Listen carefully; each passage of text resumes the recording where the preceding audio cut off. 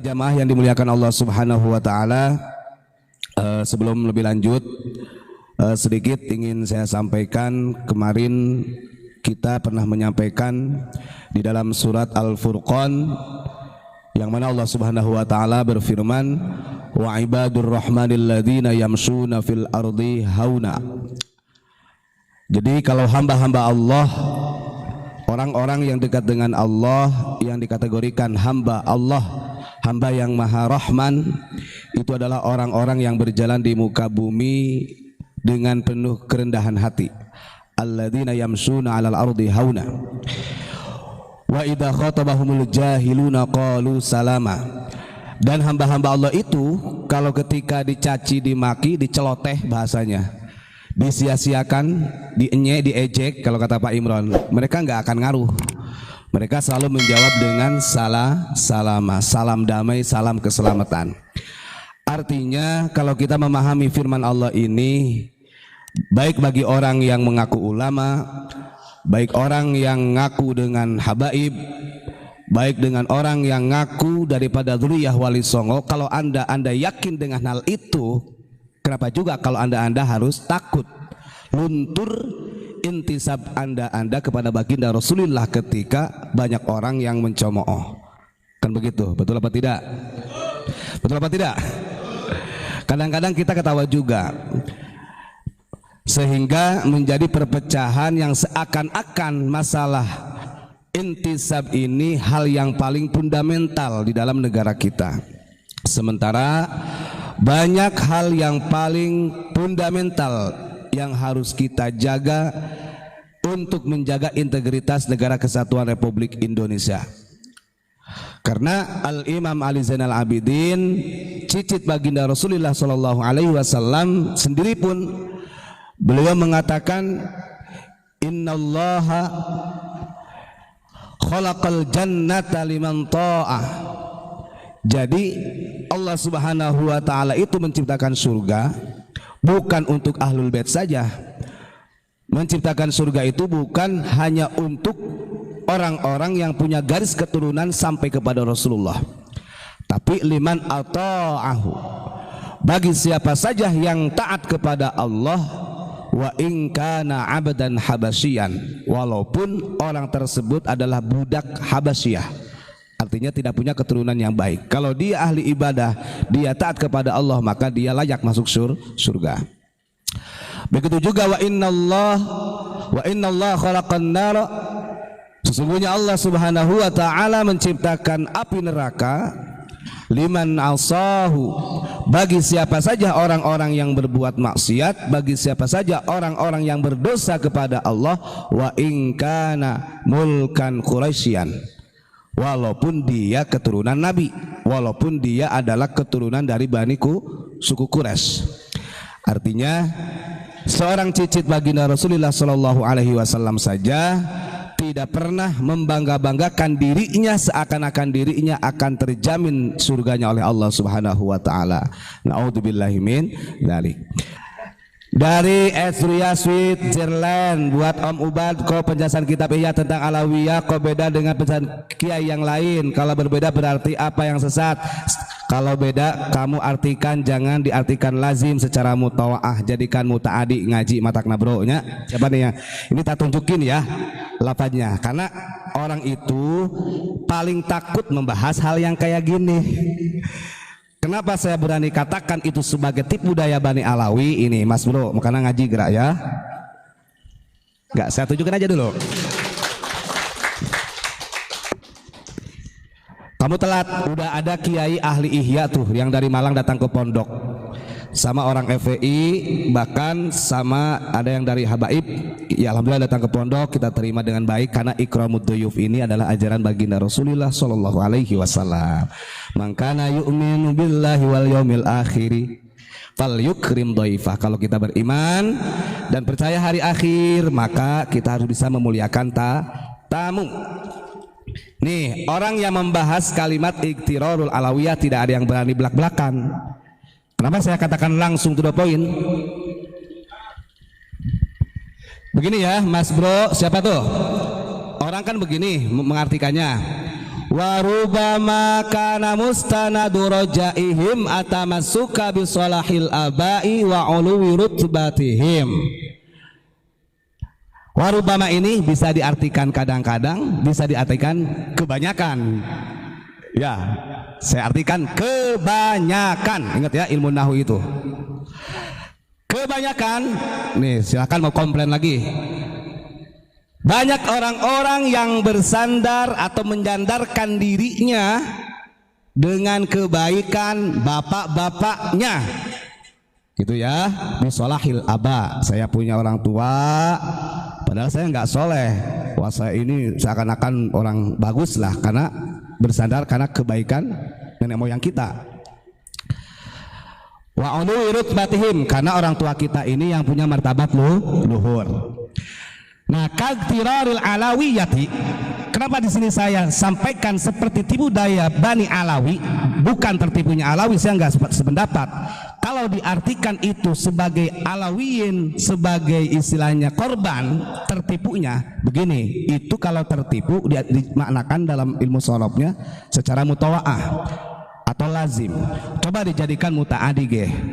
Kagtiroril alawiyah. Saya kenapa jadikan muta'adi? Karena di situ ada kalimat binasabihim. Kalau hanya saja itu korbannya Bani Alawi yang tertipu, gitu ya, binasabihimnya gak usah ditulis. Karena di sini ada binasabihim, ya saya substansikan langsung, ini yang dijadikan alat tipu dayanya Bani Alawiyin untuk menipu umat gitu, dengan membangga-banggakan nasab, karena substansinya sama Pak.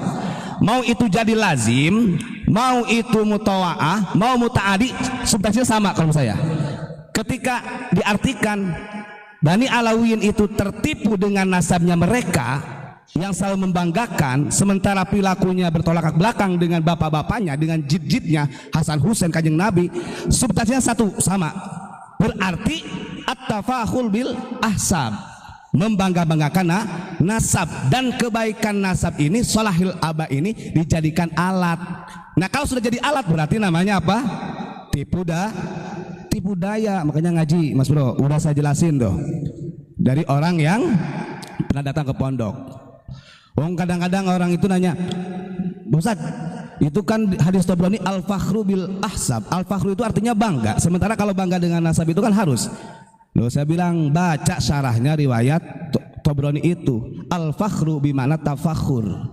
Bukan bangga tapi membanggakan. Kami itu kadang-kadang hanya ngajinya. Takut orang itu. Untuk menjelaskan kayak gini takut. Oh, itu kan bukan untuk Ba'alawi. Ya betul. Wong kurunya beda di abad ke-11.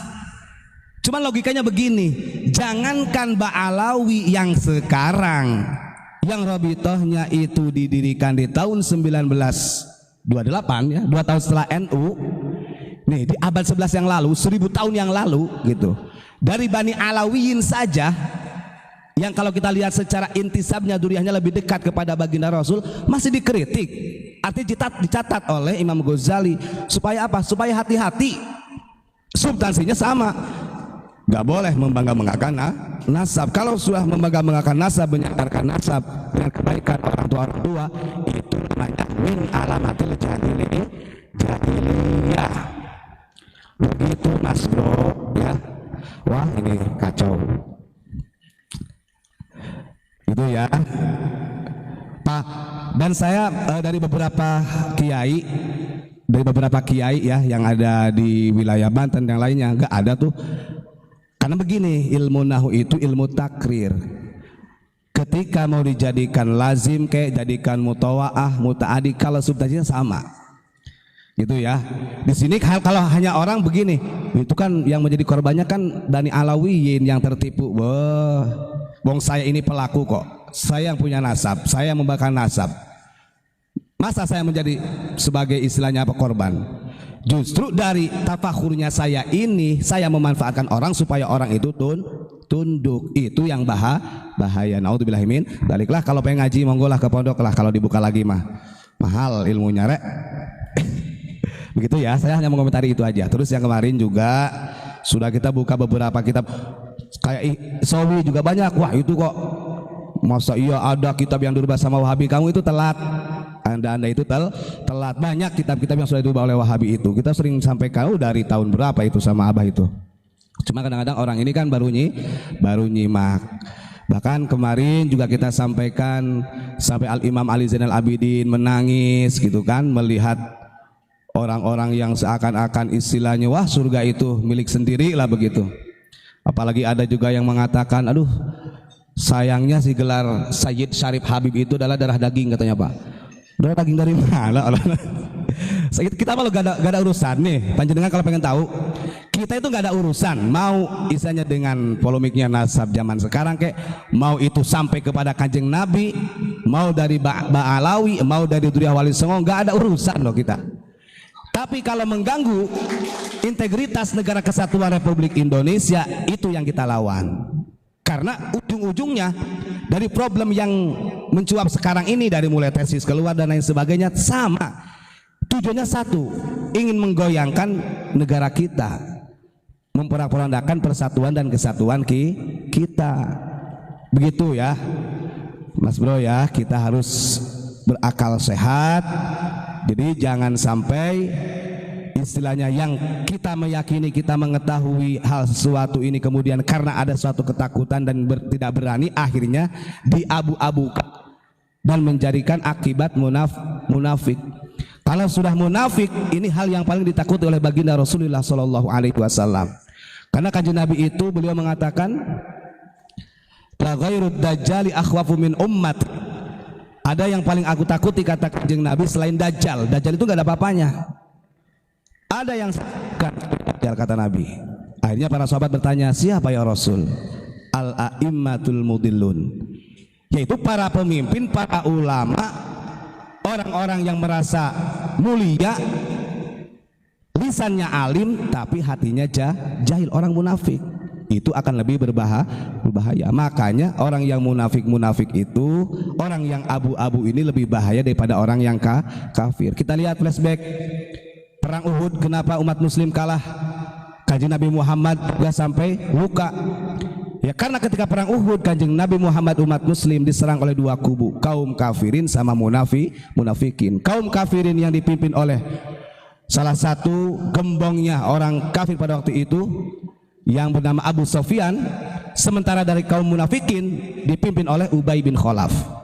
Makanya kanjeng Nabi nggak segan-segan membunuh Ubay bin Khalaf karena dia orang munafik, dan ini akan lebih bahaya daripada Abu Sufyan kata kanjeng Nabi. Makanya dibunuh di perang Uhud. Begitu Mas Bro. Dan satu lagi kemarin sudah saya sampaikan, ketika ini dikategorikan kelompok itu adalah orang-orang yang munafikun, mereka adalah orang yang paling mudah direkrut untuk apapun saja. Digiring kiri mau ke kiri, digiring kanan mau ke kanan, gak punya pendirian. Apalagi ada amplopnya ya, seger.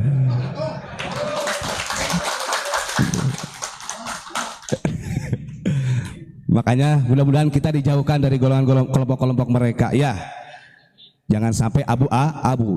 Kita harus berani menyampaikan. Baik, terima kasih. Dan ini juga kabar gembira buat kita semua. Kemarin pas ada dari Ratu Bagus Hendra Bang Wisanggeni ya Pak kemarin ya, dari Sultan Banten yang ke-18 ketika silaturahim bertemu dengan Abu Yamamah Gufron yang waktu di Bandung. Beliau kemarin akan dan bersedia memfasilitasi untuk kelanjutan bedah kitab Al-Basit yang skalanya nanti insya Allah se-ASEAN diadakan di Kesultanan Banten yang dibedah tetap Al-Basit untuk lanjutan daripada bedah kitab yang pertama kali di Malang. Kalau di Malang kan waktu itu hanya kita katakan hanya se-Indonesia, dan ini nanti lanjutannya se-ASEAN insya Allah waktunya setelah Pilpres, dan beliau siap memberikan fasilitas. Kasih tepuk tangan.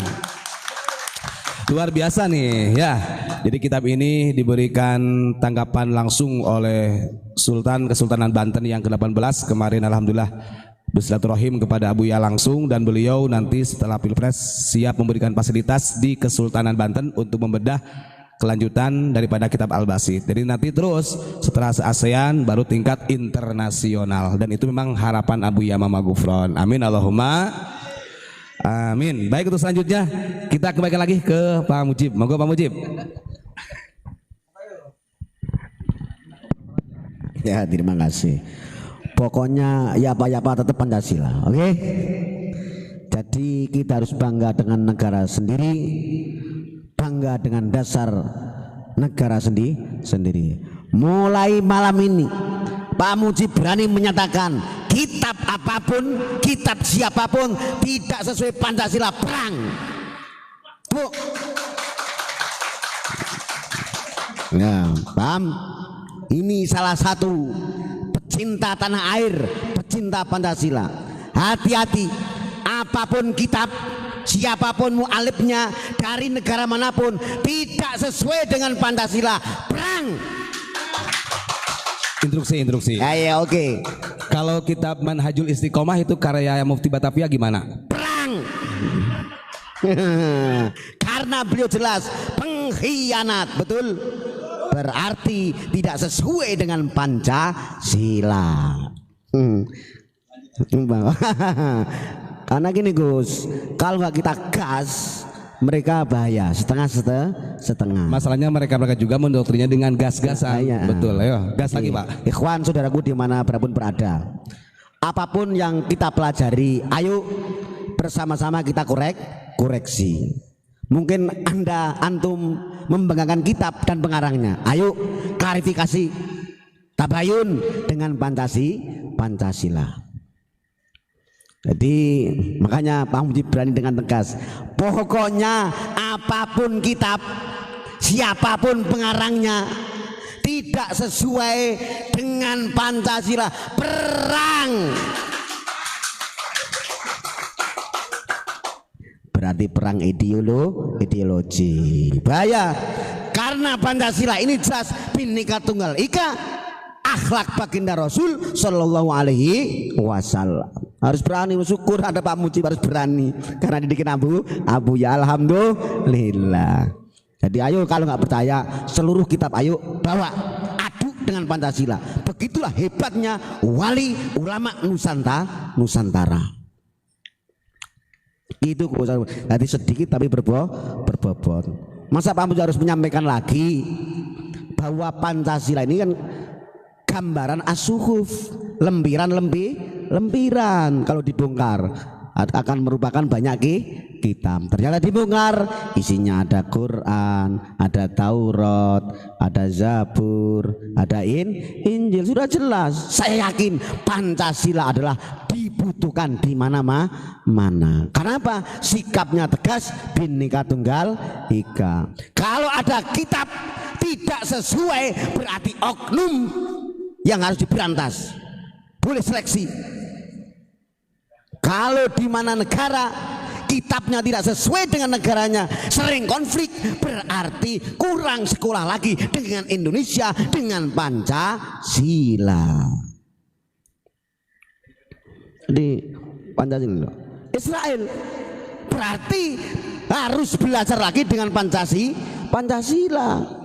Palestina sama, kita ini garis lurus, Adam yang dipegang. Biarpun Israel, biarpun Palestina, tetap durian Nabi Adam. Wali kita sudah menyampaikan Kanjeng Sunan Kudus, sama-sama anak cucu Adam. Sekarang sepihak bantu Palestina, berarti memerangi Israel. Di balik apa? Kantong. Pandai. Wah, ya itu betul. Kan ada yang mengatakan begini.